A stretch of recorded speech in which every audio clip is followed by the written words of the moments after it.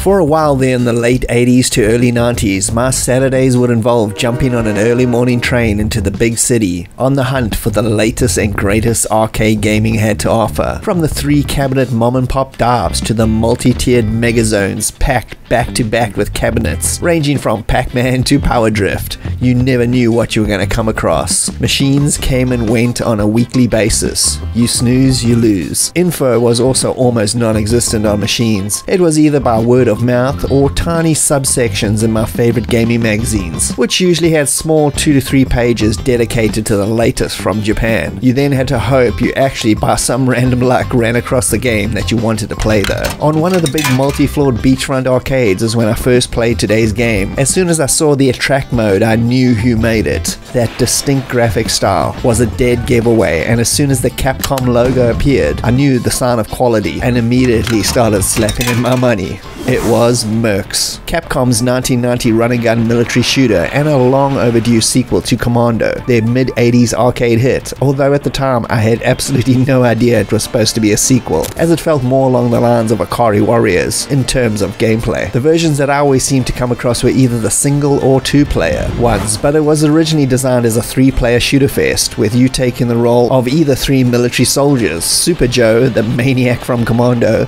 accompanied by Howard Powell and Thomas Clark. All 3 characters play exactly the same and are assigned according to player designation. You are sent to a fictional African country to rescue the President of the United States, who's been taken hostage as he was going on his own campaign of world peace. Oh, the irony. The game itself is a top-down multi-directional run-and-gun, with the first thing you notice when you start playing is the difficulty level is dialed way down, with the first couple of levels being a walk in the park. I think this was a deliberate response to most people's main frustrations with 2 of Capcom's most popular 80s run-and-guns, which were Commando and Gunsmoke. Tough as nails, one-bullet deaths kind of games that put a lot of people off with their difficulty. The action itself is very fast and frantic, with short, straight-to-the-point levels, with 6 in total, and a sort of weird boss encounter style finale. This time, instead of one-hit kills, you have an energy bar where you can take a few hits before death, and the game dishes out health packs and weapons pretty generously. Speaking of weapons, unlike Commando's single machine gun, Mercs throws tons of weapon power-ups at you, shoot-'em-up style, with spread shots, grenade launchers, and flamethrowers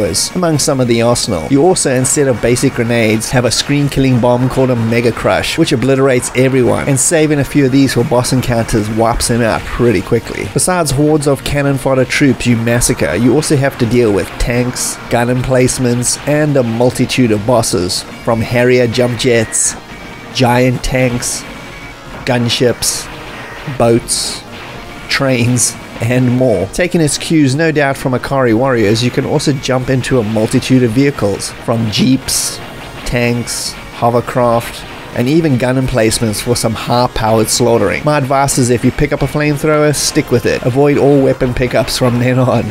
It's like a fiery whip of death and is very powerful against vehicles and bosses. Mercs' combination of excellent Capcom CPS graphics, loud, bold, satisfying sound effects, and great multiplayer co-op action made it guaranteed to put a smile on your face without destroying your wallet, although the last couple of levels are pretty challenging. It went straight to the #1 arcade earner spot in the US upon release, and second in Japan, and although it never managed to eclipse Commando in terms of popularity or financially, it's still a much-loved game in the genre, and if you've never had the chance to play it, fire up MAME, invite a friend, and let the destruction begin.